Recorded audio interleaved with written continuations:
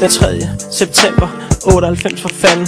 Første dag på højskole og første gang vi mødte hinanden. 4 måneder på grøn fløj. Vi hang altid ud sammen. Tiden gik så stærkt, jo, det var fod og fucking gammel. Vi havde alle mulige fede fag, for eksempel friluftsliv. Vi legede vikingelej, og vi kunne svede hytter af siv.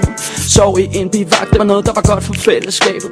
Prøvede rappelling, jo, det var vi bare hængt af i rebet. Nu er tiden gået, Fuck, hvor var det fedt. kun minderne tilbage. Fuck, hvor var det fedt. Den svedigste tid. Fuck, hvor var det fedt. Fuck, hvor var det, ja, det var så fedt. Det er så fucking hot at gå på højskole. Det styrede for hårdt, ja, det var big time. Så ryst din røv til den her. Hvad fanden skal jeg sige? Det var så fedt bare at være der. Der var madhold, vi lavede altid kylling med kartofler og ærter. Og vi havde et fag, der hed japansk keramik. Det var rigtig fedt at lave askebær med en fremmed teknik. Når vi havde rytmisk sammenspil, så hyggede vi max. T og K, wow guitar, Anita spillede sax. Og når vi havde drama, slap vi følelserne løs.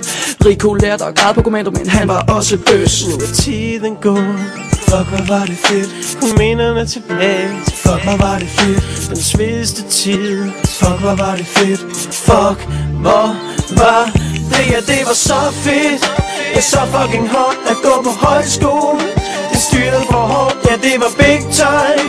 Så ryst din røv til, det var så fedt. Det er så fucking hot at gå på højskole. Det styrede for hårdt, ja, det var big time. Så ryst din røv til den her.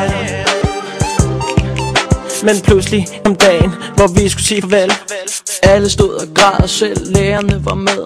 Folk udvekslede telefonnummer, så vi kunne snakkes ved. Vi skal holde forbindelsen ved lige i al evighed. fuck, hvor var det så fedt.